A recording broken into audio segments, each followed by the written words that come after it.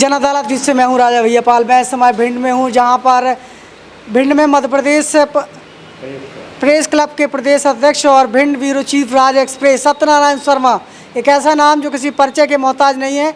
आज हमें नहीं बल्कि पूरा भिंड उनसे परिचित है। सत्यनारायण शर्मा जी, हमारे चैनल पर स्वागत है। हाँ, आपका स्वागत। शर्मा जी, पत्रकारों पर जिस तरीके से आए दिन उनके शोषण होता है, आए दिन उन पर अन्याय होता है, अधिकारी मनमानी तरीके से दबाव बनाने के लिए उन पर मानहानि का केस दर्ज कर देते हैं, तो किस तरीके से देखते हैं आप? देखो, पत्रकारों को अपने दायित्व खुद भी समझने होंगे। केवल किसी संगठन के भरोसे ही रह कर के नहीं, संगठन मदद करता है हर पत्रकार की, और उसके लिए पूरी तरह सुरक्षा प्रदान करने की कोशिश करता है। परंतु पत्रकारों का भी ये कर्तव्य है कि वो अपनी शिकायतों से कहीं राहत मिलने के बाद उन अधिकारियों से अगर समझौता कर लेते हैं तो निश्चित रूप से संगठन को ठेस पहुंचती है। जब तक अगर उनकी कोई समस्याएं हैं और उसको प्रेस क्लब या अन्य संगठन ने, पत्रकारों के संगठनों ने उठाया है, तो उसमें जब तक उसका निष्कर्ष नहीं निकलता है तब तक उस पत्रकार को वो उसके प्रति जो है जागरूक रहना चाहिए, और किसी भी प्रकार का समझौता जिससे पीड़ित हैं उससे नहीं करना चाहिए। अगर ऐसा होगा तो निश्चित रूप से पत्रकारों के हक सुरक्षित रहेंगे, और जो कई मांगें पत्रकारों की हैं वो भी पूरी होने में जो है कोई दिक्कत नहीं आई। सबसे पहले तो हम आपकी उम्र जानना चाहेंगे, कितनी उम्र हो चुकी है? मैं अभी 87 वर्ष में चल रहा हूँ, 86 वर्ष कंप्लीट कर चुका हूँ और 87वें वर्ष में चल रहा हूँ। जी, आपकी कितनी उम्र के थे तब आपने पत्रकारिता की शुरुआत की थी? मैं 17.5 वर्ष का था। उसी समय से मैंने दैनिक जागरण झांसी से पत्रकारिता जो है शुरू की है। अच्छा, तो 17.5 वर्ष की उम्र में, मतलब 18 साल भी आप नहीं कर पाए पूरी, तो ये जुनून कैसे आया कि हमें पत्रकार बनना है? ये ऐसा है कि ये जो है हमारा प्रारंभ से ही, जब मैं शिक्षा ग्रहण कर रहा था उसी समय से कुछ ऐसी घटनाएं थी जिन्हें देख कर के मैं प्रभावित हुआ, और उसमें जो है जब मैंने उसमें समाचार पत्रों में कुछ घटनाएं पढ़ी तो मेरा एक ये हुआ कि मुझे भी समाचार पत्र का संवाददाता होना चाहिए। उसका जो है, मैं ब्यूरो चीफ बनने की बात तो बहुत समय बाद आई, लेकिन पहले संवाददाता बनने का, समाचार पत्रों में समाचार भेजने का वो आया।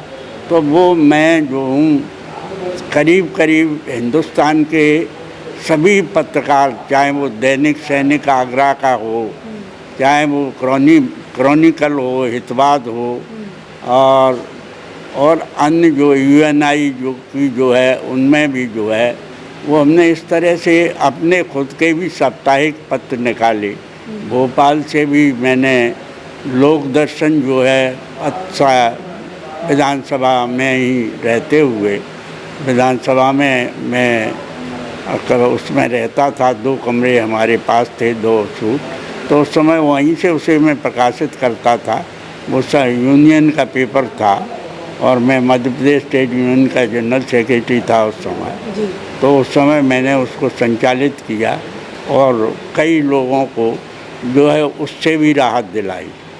तो उस समय कैसे खबरें जो आप लिखते थे, कैसे खबरें आपकी छपती थी, क्या होता था उस समय? हाँ, ये जो है बहुत आपने सही प्रश्न पूछा।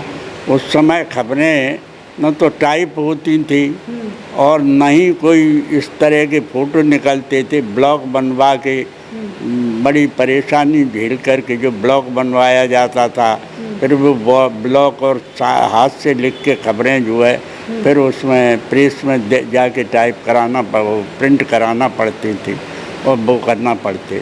तब वो पेपर निकालना आसान काम नहीं था, और उस समय आप दैनिक समाचार पत्र तो बहुत कम थे, तो थोड़े बहुत ही थे और वो सभी के उसमें थे। लेकिन साप्ताहिक समाचार पत्र भी जो है उनकी भी शासन में भी वो थी और दूसरे उसमें समाचार पत्र का जो है जनता में साप्ताहिक में भी अगर कोई खबर ऑथेंटिक प्रकाशित होती थी तो उसका भी जनता पर भी असर पड़ता था। उस समय जो खबरों का दौर था और इस समय देखा जाए तो कितना अंतर मानते हैं? उस समय खबरों के दौर में और इस समय की खबरों के दौर में बहुत अंतर है। अब पत्रकारिता केवल जो है पत्रकार उसके लिए जनता की सुविधा के लिए पत्रकार लोग नहीं पत्रकारिता कर रहे हैं, बल्कि स्वयं की सुविधा के लिए भी पत्रकारिता कर रहे हैं। उस समय जो भी पत्रकार थे वो केवल जन कल्याण के लिए और जनता को राहत देने के लिए पत्रकारिता करते थे और उस समय उनमें एक लगन थी और एक सेवा भाव का काम था। तब न उन्हें कोई पैसा मिलता था न कुछ वो था।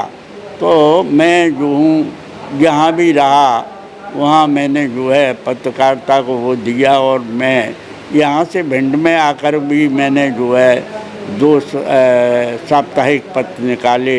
एक साप्ताहिक प्रजापत्रिका, एक साप्ताहिक लोक हितग्राही था। तो उसके बाद जो है समाचार पत्रों से जुड़ता रहा और ये भी दैनिक समाचार। जिस तरीके से देश की आज़ादी के समय जब अंग्रेज़ों का बोलबाला था, उस समय अखबार की क्रांति थी क्या? उस समय तो आपको मैं बताऊं, अगर हाथ से लिख कर के भी कोई पर्चा जो है वो उसकी फ़ोटो कॉपी करा कर के भी बांट देता था तो वो भी अखबार का ही काम करता था। अंग्रेज़ों के समय में जो भी एक पन्ने का अखबार निकाल दे वो भी बहुत बड़ी चीज़ थी और उसका भी जनता में बहुत असर होता था और वो सब ये समझते थे कि बिल्कुल ये गजट है, यानी उसमें लिखा हुआ एक एक शब्द सही है। बिल्कुल। तो जैसा कि आपने कहा कि उस समय लोग सेवा के लिए पत्रकारिता करते थे, आज जो लोग पत्रकारिता कर रहे हैं वो अपनी सुविधा के लिए कर रहे हैं।